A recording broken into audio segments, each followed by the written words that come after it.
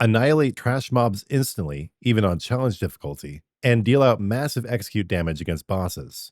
Hey everyone, it's Spopes. I've updated my pure Dragonknight build for update 50 in the Elder Scrolls Online, taking full advantage of the new class mastery system and the changes to the Pyrebrand set from the Infinite Archive. In this video, I'm going to provide you with everything you need to copy-paste my build, even covering all of my characters' drip at the end. Before we dive in, please like, hype, and sub, and consider upgrading your support with a membership, a merch purchase, or a donation.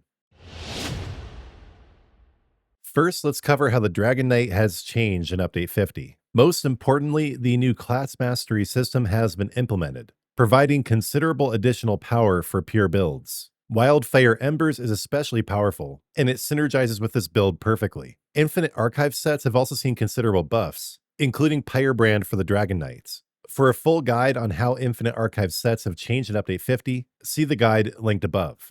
My overall goal with this build was to try out and enjoy these changes. This honestly isn't very different from my previous Dragonknight build. If you don't want to go the Infinite Archive, you can just run that older build. Just make sure to slot the two new class mastery passives, Inexorable Descent and Wildfire Embers.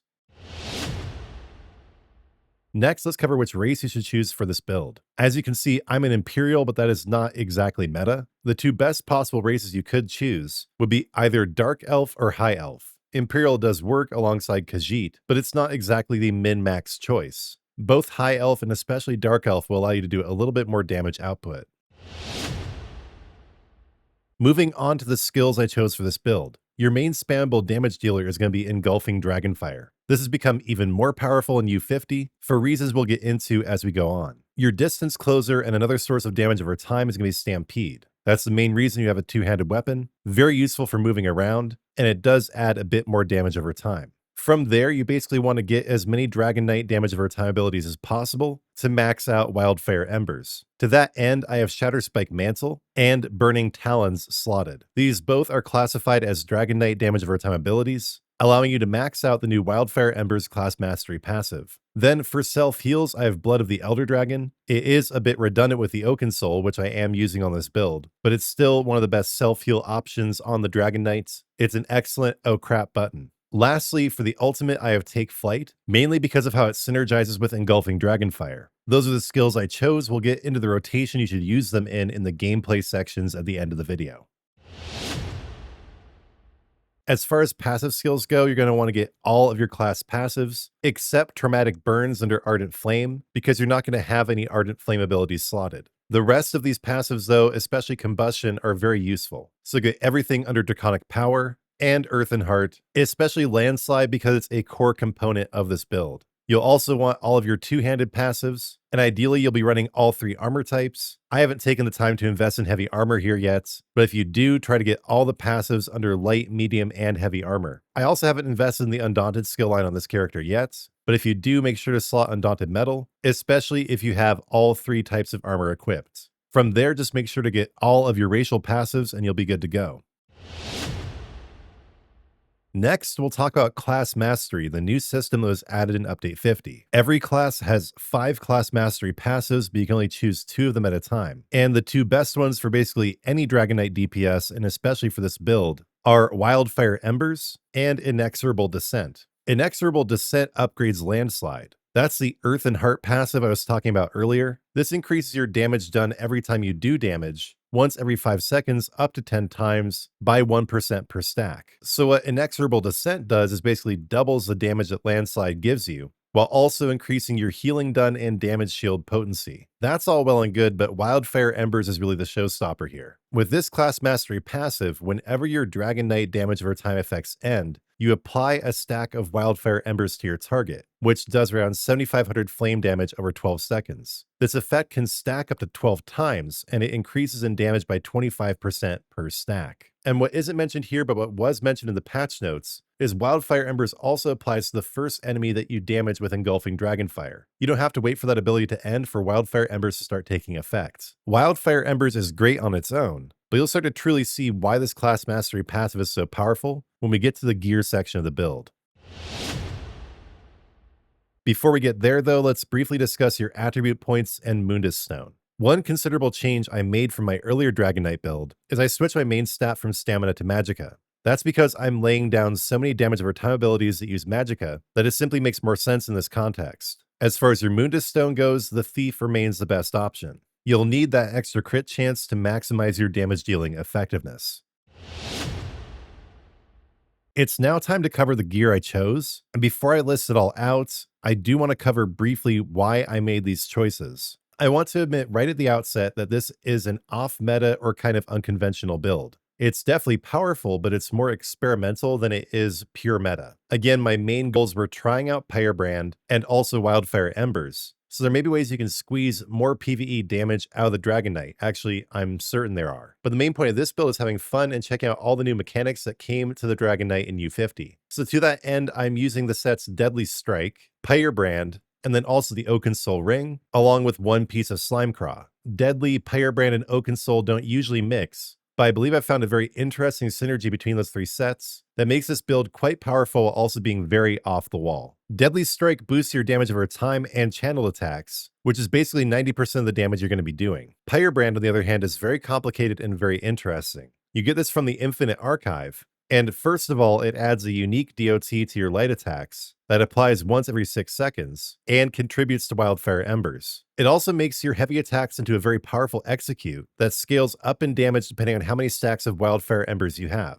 It applies when enemies are under 33% health, so this generally won't be useful against trash mobs unless you're in Vestige difficulty, but it is very useful against bosses when they are low in health. It's also a really cool, unique effect that looks awesome. And then Oaken Soul, of course, is basically an accessibility ring that gives you all the buffs you usually get from a back bar, allows you to only have one bar. Try as I might to get into the Shattered Pass Signets, Oaken Soul remains my favorite mythic, so that's what we're using on this build. And then for your last slot, we're doing Slimecraw Mask for the extra crit chance, even though this set is not as OP as it used to be. All right, with that explanation out of the way, let's go through each of my gear slots and what I chose to put on it, including traits and enchantments.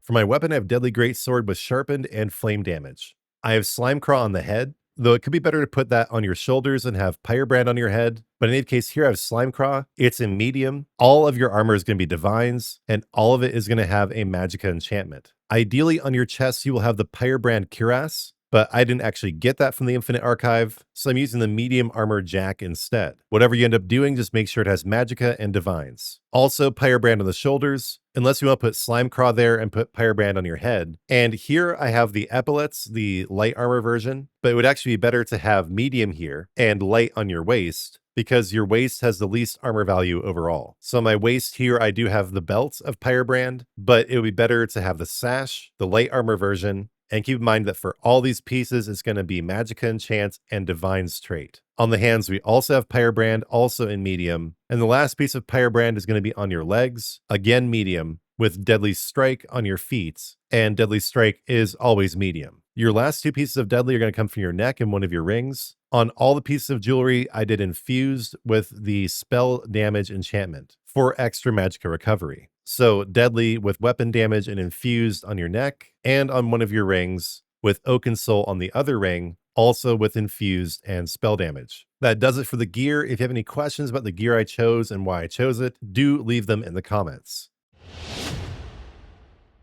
A brief note about Wildfire Embers before we move on. You've started to get an idea of why this is such a powerful class mastery passive due to its interaction with Pyrebrand. Just to be abundantly clear, what this basically does is every time you use a Dragonknight damage over time ability, every time it ends, or in the case of Engulfing Dragonfire, also when it begins, that will give you a stack of Wildfire Embers, which also powers up your Pyrebrand. To take full advantage of this set, do weave in a light attack every 6 seconds or so, but even without that, just by using your other Dragonknight DOT skills, you will get to maximum stacks of Wildfire Embers by the end of a boss fight, allowing you to unleash the full power of Pyrebrand's execute. I just really like the idea of this synergy. It's so neat and synergistic. Again, there are probably more powerful paths you can take with the Dragonknight, but I just really like this. It's very cozy and satisfying for me. I like building up all that power, then releasing it with an execute. The way that Wildfire Embers and Pyrebrand work together just feels good.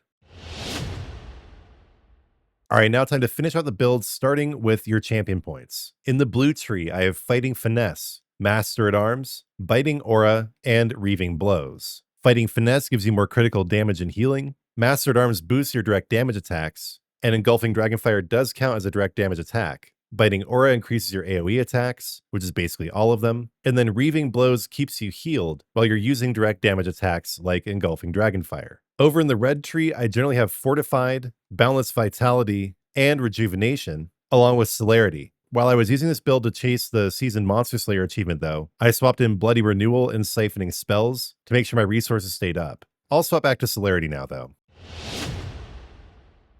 Lastly, let's talk about food and potions. I always go for Bewitched Sugar Skulls. Gives you great buffs to your base stats, buffs health, stamina, and magicka, and gives you extra health recovery. This is a cheap food to make because it doesn't require a perfect row. The recipe is easy to get, either during Witches Festival or from guild traders. And then I know there are better potions I could make, but I'm generally lazy and stick with the Crown Restoration Potion. It gives you health, magicka, and stamina, and a bunch of buffs you have already from the Oaken Soul. For my next build, I might actually make some crafted potions, but that remains what I'm using right now.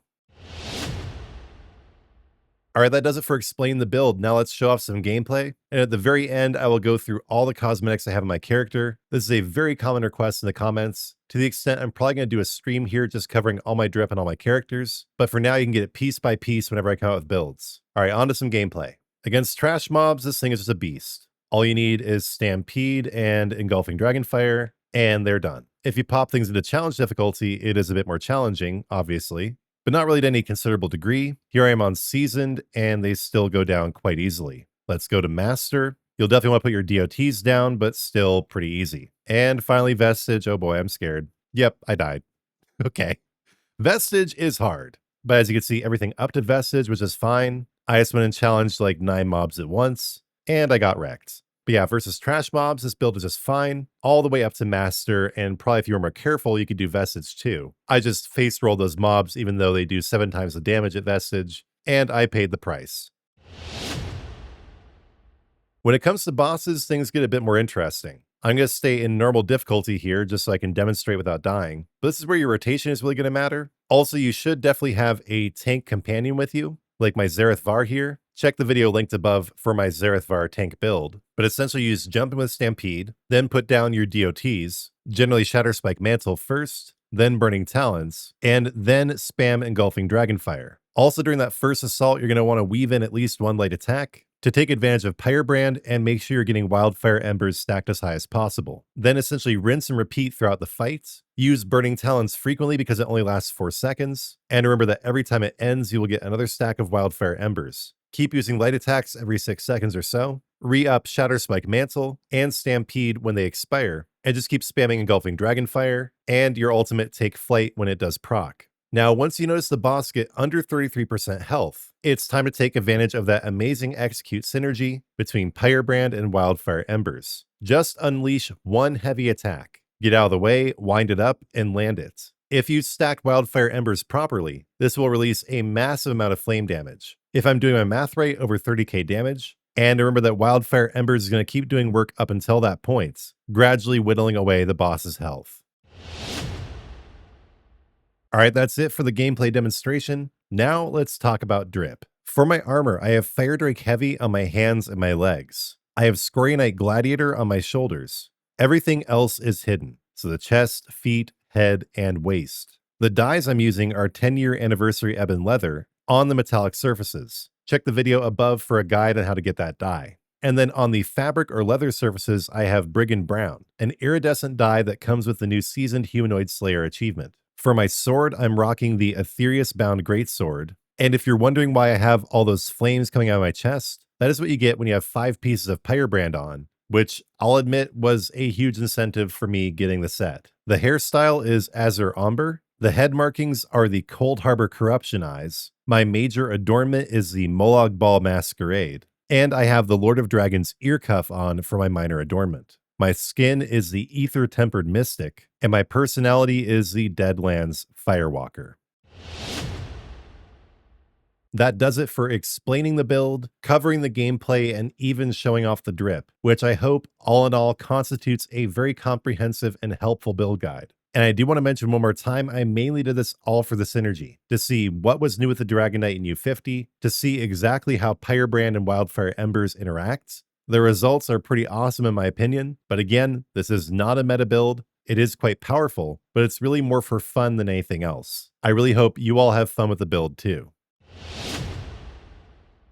In the comments, let us know your thoughts on the build, whether you're going to copy it as is or make any changes, what you think about the updates to the Dragonknight and U50, your thoughts about class mastery, the changes to the infinite archive sets, etc. Do let us know all your thoughts on the video in the comments, and please do support the channel to help it thrive. It's free to like, hype, and subscribe, and it's very affordable to become a member of the Spopes Army, plus you get great perks. You can also show your support of Spopes to everyone you see with some official merch listed below the video, or you can help me out the direct way by leaving a donation on my Fourth Wall site where I get a bigger cut, or here on YouTube where they unfortunately take 30%, but at least 70% goes to me. I'm so grateful for all your support, but I'm even more grateful to God. So we're going to finish up the video as always with a prayer to my Lord and Savior, Jesus Christ.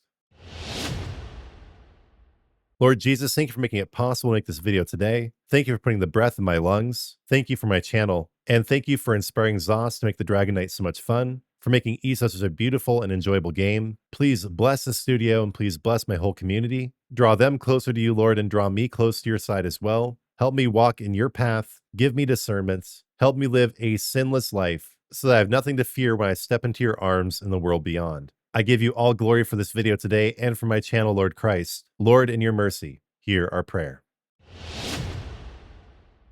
Thanks for watching until the end. Before you click away, please remember to like, hype, and subscribe. And when you do subscribe, turn on notifications because I'll be back soon with new content.